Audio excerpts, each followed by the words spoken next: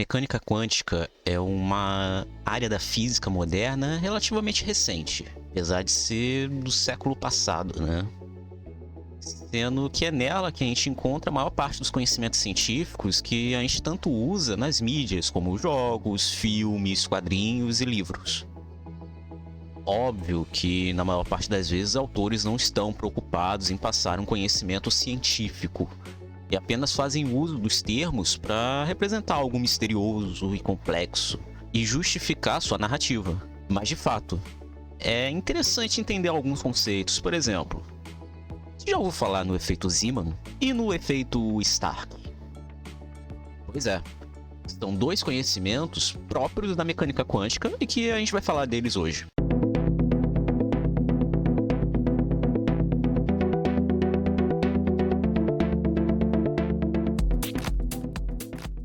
Antes de começar a explicar esses efeitos em si, vamos dar um passo atrás e tentar entender um pouco de física atômica. Sabemos que a matéria do universo é formada a partir de átomos. Tem também a parte da matéria escura, mas isso fica para outro vídeo, tá? A menor estrutura básica vão ser os átomos. E ele vai ser o foco de estudos intensivos. Um átomo, ele é formado por um núcleo positivo, e aí ele é constituído por prótons, que são as partículas de carga positiva, e os nêutrons, partículas sem carga, mas com massa não nula. E o entorno negativo, que é formado por elétrons, que geram o que a gente chama de eletrosfera. A ideia dos elétrons giram ao redor do núcleo em órbitas circulares, como no modelo planetário, não é bem verdade. A gente está bem acostumado a esse tipo de representação, mas não é bem assim que funciona. A quântica ela vai descrever com uma precisão um pouco maior como funciona o movimento dos elétrons, através da chamada eletrosfera ou nuvem eletrônica, na qual a gente tem faixas nas quais temos energias que confinam os elétrons dentro delas. Então é como se a gente tivesse lá uma rodovia em que os carros não pudessem passar daquela rodovia, daquelas faixas da rodovia. Quanto mais longe a faixa está do núcleo, mais energético é o elétron. Niels Bohr propôs que os elétrons, ao orbitarem ao redor do núcleo em seus respectivos níveis de energia, não perderiam energia. Contudo, deveria haver uma mudança de energia caso esses elétrons quisessem passar de um nível para outro. Então, se ele quer passar de um nível mais baixo para um nível mais alto, ele tem que ter uma mudança na sua energia. Vamos lá. Se a gente representa cada nível de energia pelo índice N, ou mais comumente chamando de número quântico, ou número quântico principal, como vocês podem encontrar em algumas literaturas, assim sendo, como os níveis com N maiores têm maior energia, a transição para o estado com N menor, ou seja, de um N maior para um N menor, vem acompanhada pela emissão de um fóton, ou seja, luz. Enquanto que a transição de um estado menor para um estado maior, de um N menor para um N maior, vai vir acompanhado pela absorção de um fóton, ou seja, luz. Mas tá, o que isso tem a ver com tal efeito Zeeman e o efeito Stark, tá ligado? Pois bem, ocorre que esses níveis de energia acumulam diversos elétrons que possuem em si mesmas energias. É o que nós chamamos de degenerescência. Vamos então pensar em um caso simples. Um átomo de qualquer elemento, que você, meu caro, pensar, ele isolado, sem qualquer tipo de interferência externa. Seus níveis de energia estão muito bem definidos.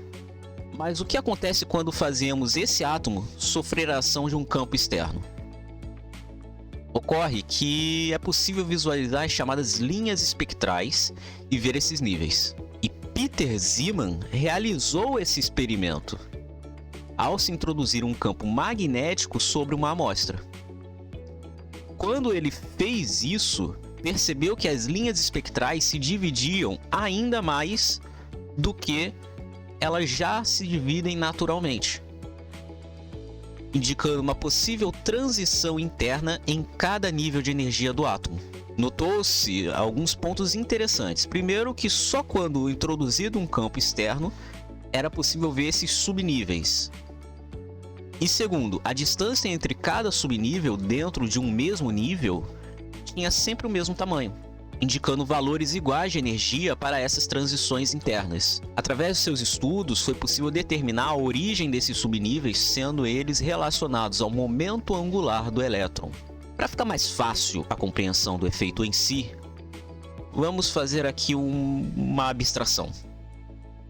Peguemos uma corda, dessas de sisal, mas também pode ser essas cordas de varal, sabe? Note que a corda possui uma espessura. Isso se deve ao fato de que ela é um agrupamento trançado de partes menores.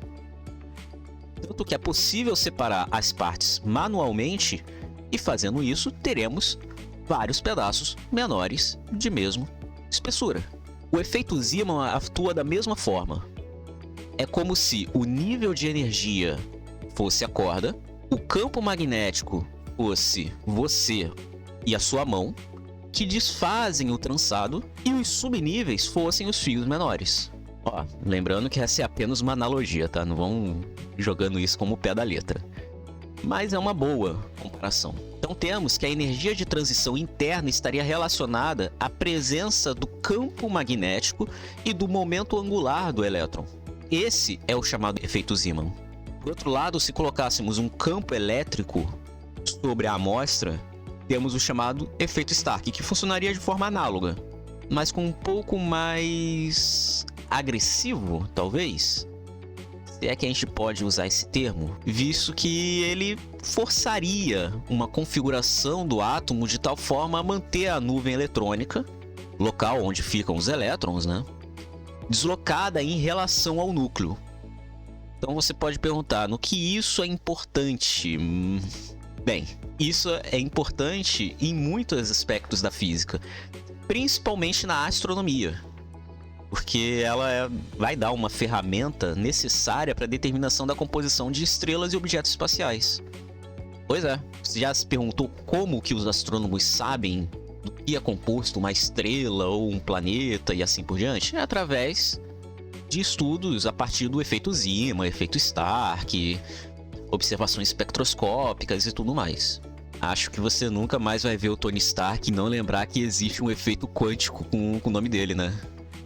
Mas, enfim, isso é tudo por hoje. É claro, existem muito mais coisas sobre esses efeitos, mas para não se alongar demais, é o que temos para hoje, tá? Ah, sim, uma pequena observação.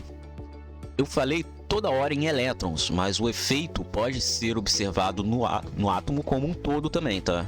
E outra observação também que eu esqueci de falar, esqueci de pontuar, foi a questão dos próprios níveis de energia. É possível sim observar os níveis de energia. Tem experimentos que a gente faz para poder observar os níveis propriamente dito, mas a aplicação de campos externos é o que leva o efeito Zeeman, que você divide esses níveis. Bem, se você gostou, deixa o like, compartilha, se inscreva no canal se não for inscrito e não se esqueça de ativar o sininho. Tamo junto e até!